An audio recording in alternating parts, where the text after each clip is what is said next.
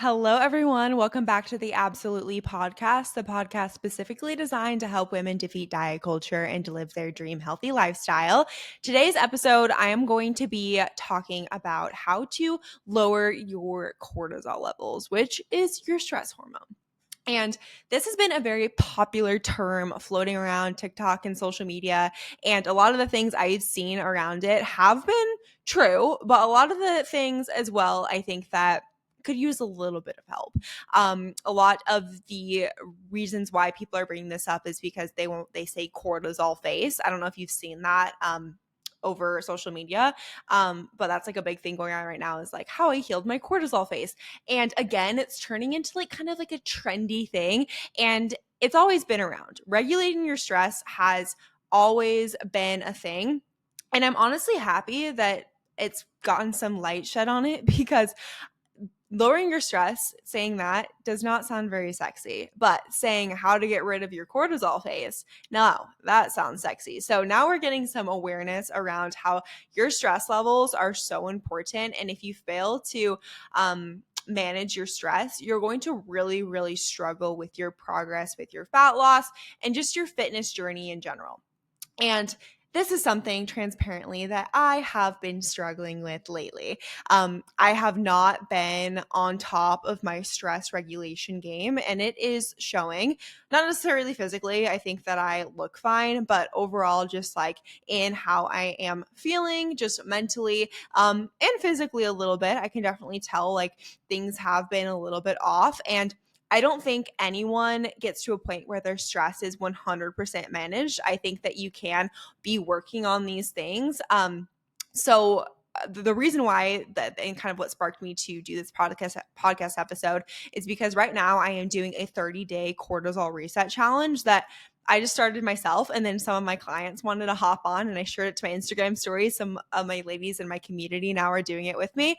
So if that's something you want to join with me, it's free, obviously. I have a little broadcast channel on my Instagram page that you can feel free to join. I've been like posting updates to my page and stuff, which has been super fun, but it's something serious. And when you are regulating your stress hormones, you're going to just feel so much better. So I decided, you know what, enough is enough. I'm going to really work on prioritizing my stress this month for the next 30 days and building some habits that are going to make me look my best, feel my best, and everything in between. And I will say I have only been doing this now for 3 days, and I am already feeling a world of a difference inside and out. I have more energy. I am just feeling better overall, which it's only been 3 days. And I'm not here for the quick fix, but I will tell you, stress reduction is definitely an underrated tool when it comes to your fitness journey and how you can feel in your body. So the 4 habits that I am committing to for the next 30 days is number one, getting in morning sunshine. I'm going to make sure to get a 5 to 10 minute walk in the morning. First thing, getting the sunshine on my face. That's an important thing.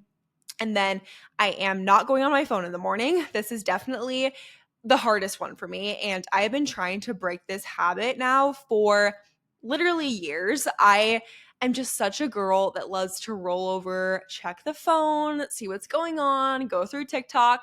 And then all of a sudden, I've been doom scrolling for 30 minutes. I've seen a text that I don't want to see. I've gotten stressed already, and it's not fun. And it starts out as just being like, well, I just want to like check the weather.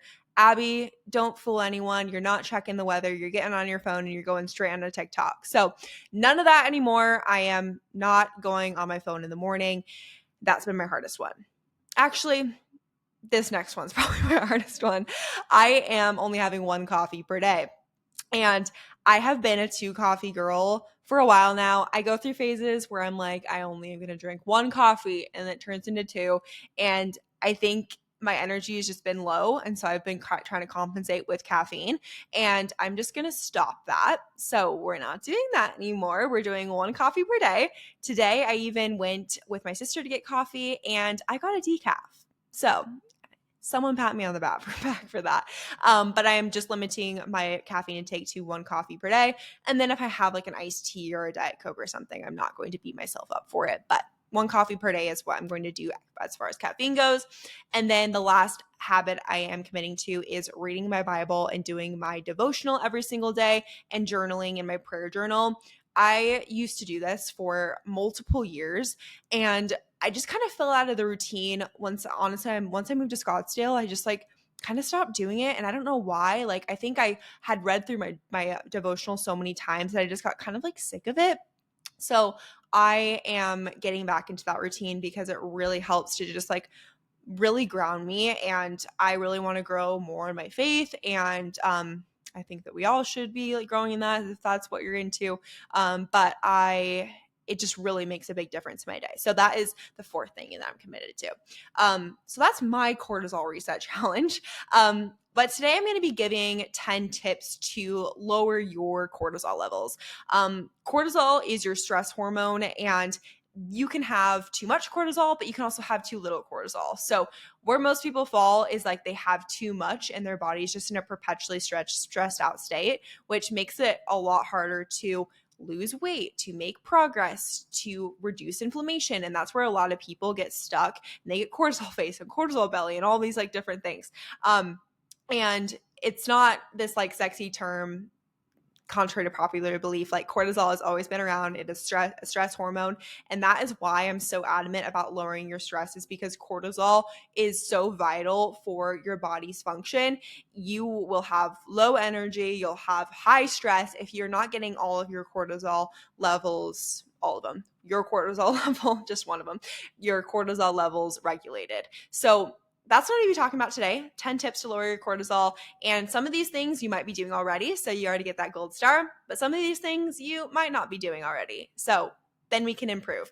And if you want to join in on this like little cortisol reset journey with me, and you want to pick 3 to 5 non-negotiables to do every day, I would love for you to hop in the broadcast channel or message me and tell me that you're doing this challenge with me, because I know lowering your stress levels isn't like the sexiest thing to talk about, but let me tell you, it makes a huge difference. So who's going to hate on that? Okay. My first tip, and I already talked about this because I'm committing to it, but no phone in the morning. This is such a great and easy thing to implement in your routine. And what I find with a lot of clients is that they'll roll over, they'll get on their phone. I'm saying clients, like I'm not doing it myself. I'm doing it myself. But get up, roll over, and then they're on TikTok. They're looking at everyone else's life. They're looking at their email. They're looking at what their kid got on their test. They're looking at all these things that is basically stressing their brain out first thing in the morning. And that is not what we want. When it comes to waking up, your cortisol levels are the highest in the morning. So basically we want to make sure that we're not like overly doing that, right? So that is what happens in the morning. So we want to make sure that you are managing your stress, especially in the morning. And by rolling over and looking at your phone, not only are you ruining your day, you're also highering your cortisol levels, which we don't want that.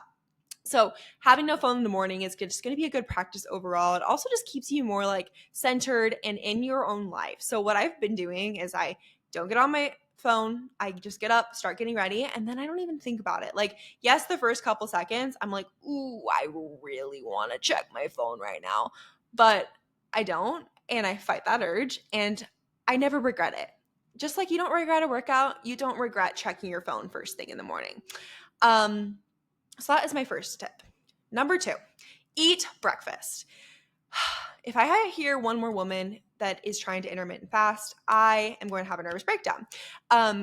Fasting is really stressful on your body, and especially for women, when they're fasting in the morning, your body thinks that it's not going to get food. Therefore, it's raising its stress levels. So a lot of women, when they come to me and they have been intermittent fasting for a while, they're also struggling to make progress because their body is in such a stressed out state. So by eating breakfast, and bonus points, if you do a hormone happy balanced breakfast, you're going to feel a lot better, and you're probably going to make a lot more progress in your fitness journey. So have a breakfast that is high in protein, moderate in carbs, moderate in fats, and you will feel so much better throughout the day. You'll have better energy levels, you'll have less stress, and you'll just feel a ton better. Your digestion will be better, and we love it. These are all things as well I just want to mention. Like, you can't just like do it once or twice and be like, oh yeah, my stress levels are fixed, my cortisol is fixed. Like, these are habits that are going to take a long time to repair some of the damage that you have done to your metabolism and to your hormones. The third habit that you can incorporate is having breakfast before coffee. So a lot of women, they also are fasting and then they get up and they have a big cup of coffee and their hormones are just like, what the heck are you doing? My cortisol is through the roof. When you add extra caffeine on top of your already high cortisol levels, it's just shooting through the roof. And we don't need that. Please have breakfast before coffee. Having coffee on an empty stomach, we all know it is not a good thing for you. You're immediately just putting caffeine into an empty stomach, and ain't nobody got time for that. Your body is like going into overdrive mode. If you've ever been on a computer that's like overheating, like that's what I feel like my body does and what your body does when you are putting caffeine into an empty stomach. So please, please, please have at least like a rice cake with some cottage cheese on top of it. Like have something before you have coffee. And take a sip of my water. The next thing we can do is morning sunshine. So getting light in your eyeballs first thing in the morning is so beneficial for many reasons. One of the reasons being is that it regulates your circadian rhythm. So if you think about like few hundred years ago, like that's how we woke up. Like we woke up naturally, we got up, the sun was out, and that's how we were waking up in the morning. We didn't have alarm clocks, we didn't have all these fancy things we have nowadays. Like we had the sunshine. So getting up and getting your eyes out in the sun is really important. If you can't take a morning walk, at least like go on the patio or something like that. That will really help to regulate your cortisol levels as well and give it that, hey, it's morning time. That's really good for your body. So morning sunshine is one of the habits that I am doing. I've been doing that for years, and honestly, I kind of gave myself a not super challenging habit to incorporate, but I will get my dog outside every day and I'll make sure to do that habit because it really does make me feel good and it helps literally to your sleep at night, which is a crazy thing that something you do in the morning affects how your sleep goes at night. But I 100% notice in my body when I am doing that habit, when I'm getting out, getting sunshine in first thing in the day versus when I'm not. It's a very dramatic difference and not a good way. So the fifth habit we can incorporate is keeping caffeine to a minimum, ideally under 200 milligrams per day. So that would be like one coffee for me. Caffeine is something that has been abused, especially in the fitness space. And if I see one more person like dry scooping their pre-workout, I can't. Like dry scooping and having a ton of caffeine is something that shouldn't be glorified. Caffeine is really not great for you, especially when you're having it too much. You're just like burning out your adrenal glands, you're hiring your cortisol levels, you're doing all these things. So one thing that I'm focusing on is keeping my caffeine under 200 milligrams per day, which I've been doing a pretty good job of, I'm not gonna lie, for the last 3 days. But if you keep caffeine under 200 milligrams per day, it'll also allow you to know like where your energy levels truly are at. Because if we're just compensating by having caffeine because our energy is so low, we should fix like the root of what's going on with your energy levels. Because a lot of times by just putting coffee on top of it and putting all these things that are stimulants on top of it, we're not addressing like what's truly going on in your body. Are you low energy because you're not eating enough, because you're not exercising the right way, because you're doing the wrong exercises? Like there's so many things that could be going wrong that has allowed low energy to be a symptom. And by putting coffee on top of that or putting caffeine on top of that, you're just kind of adding to that problem and adding to that burnout in your body, which is going to perpetually get worse and worse, creating it harder to lose fat, creating it harder to just be a human being and be a pleasant person in general. So really recommend keeping your caffeine to under 200 milligrams per day. I know sometimes it's hard, but we want to make sure we are not overdoing it with the caffeine levels. The sixth habit we can do is a mindfulness practice or just having some me time. I think that having me time, even if it is 5-10 minutes, is so important. For a lot of my mom clients, this is something they really struggle with, is allowing themselves and not feeling guilty for having a little bit of just that me time, right? So what I want you to do is like close your eyes and really think about what is something that fills your cup up. I've heard a lot of things throughout the years. One thing for me, ironically, it's like coffee, but one thing that fills me up is having my morning coffee, doing my journaling, reading my Bible. Like that is something that fills my cup up. So that is why I put that mindfulness practice compared to other ones as mine. If you do yoga and you end it and you're like, that was fine, like don't pick that as your mindfulness practice. Maybe you do breath work and you're like, oh my gosh, I feel like a new human being when I do breath work. Like then dedicate yourself to that. It could even just be, you know what? I love to have 5 minutes where I sit on my porch and I just breathe in the fresh air. Great. Having 5 to 10 minutes of mindfulness a day is so important, and having that me time is so important. You can't fill up anyone else's cup if you are not working on your own mental health. And I always say that to my clients is that if you're not taking care of your body, you're not going to be able to be the best mom. You're not going to be able to be the best wife, the best girlfriend, the best daughter, whatever. You want to make sure you're taking care of your mental before other people. So mindfulness practice is going to help a lot. This next one is a supplement, and I'm not a supplement coach, but this one supplement I swear by, live by, breathe by, I have been taking for every single day for years now. Magnesium. Most women are deficient in magnesium, and this can lead to a lot of different things. Magnesium is great also for relaxing your muscles. It's good for period symptoms. It's good for a lot of things, but it's really good for stress management. So specifically, the one I take is magnesium glycinate. So this is the specific strain that won't mess with your digestion. Now, if you take citrate or other strains of magnesium, you might find yourself literally pooping your pants, which we don't want that. That's not the vibe. But glycinate is going to de-stress you. It's going to make you feel good. So I take this before bed. I swear it makes the biggest difference. When I don't take it versus when I do take it, my readiness score is worse on my Apple Watch or on my Apple Watch. I don't remember an Apple Watch in years. What am I talking about? On my Oura Ring, it's a lot worse. So there's even data that backs that magnesium helps you de-stress. So I love taking magnesium. I definitely recommend it. I have it. The one I use in my Amazon storefront, so I can put that in the description, but I highly recommend taking magnesium if you don't already. Number 8, minimize HIIT training and boot camps. So this is one that a lot of women, they hear and they're like, I will not do that. And I feel you. I used to be a HIIT training girly. That's all I did. I also did not look my best. I also did not feel my best, but I thought that I had to be doing HIIT training and boot camps in order to look the way I wanted, which I later found out that's completely false. And what I was doing was unintentionally putting a ton of stress on my body.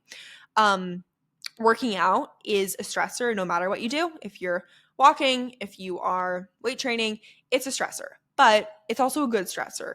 But like anything, you don't need to add too much on it. So when you are doing a ton of HIIT training, you're doing a ton of boot camp workouts, you're doing a ton of these just like high intensity workouts, your body has a lot of extra stress, and those workouts are very stressful on your body. Whereas something like weight training or walking or incline walking is not as stressful on your body. So that is why I recommend for most women to strength train and to weightlift and to do some low intensity cardio, because it's a lot less stressful on the body than being at HIIT classes a lot of times. And what I find with a lot of women that go from a background of HIIT training and boot camps is that they're very inflamed, and they come to me, they can't lose body fat. They're feeling like they're just spinning their wheels over and over again. And they're like, what the heck, Abbie? Like, what is going on? I actually have them switch to weight training and low intensity, and they start losing weight, feeling less inflamed, actually start seeing progress in their journey from that switch alone. And it sounds like it's counterintuitive, like, oh my gosh, I'm not doing these crazy hard workouts now. Like, what's going to happen to my body? When in reality, that's like the best thing that they can do for their body and for their stress levels to actually start seeing progress. So recommend minimizing HIIT training if you are struggling with your fitness progress right now. Your stress levels are high, and we don't need to be adding these things on our plate when we're already stressed. Ninth thing, sleep 7 to 9 hours per night. Sleep is so important. Obviously, if we are not sleeping, your body is going to be in a stressed out state. This should be pretty self-explanatory, but when you sleep, this is how your body rebuilds itself. And without sleep, you're going to really struggle to see progress in your fitness journey. So really, really sleep. That is super important. This also lowers your stress levels. It lowers your cortisol, which is a plus. And yeah, sleeping is definitely a cornerstone for everything, all of your body's functions. So we want to make sure you are sleeping 7 to 9 hours per night at least. And then the 10th and final thing is to feed your body whole foods with a protein, carb, and fat at each meal. This is very, very, very key. If you think about it, eating a bunch of processed foods just puts a lot of stress onto your digestion system because it's like, what the heck is going on? What is in my body? What are these foreign things? So when you're eating whole foods, your body is going to digest those a lot more and then have a lot less stress on its body. So you want to make sure you are eating mostly whole foods.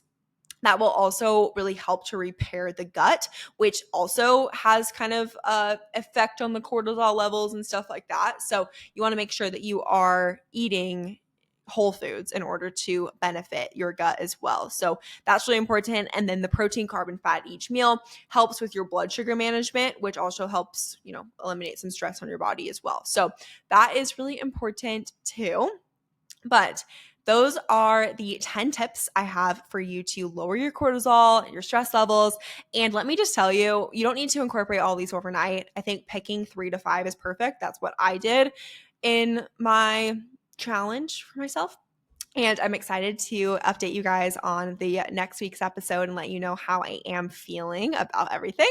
But that is all I have for today's episode. Please make sure to leave a rating and review. I know a lot of you listen to this podcast and don't leave a rating, so I would love to see that. Also subscribe if you haven't already, but have a good rest of your day, and I will chat with you all next week. Bye.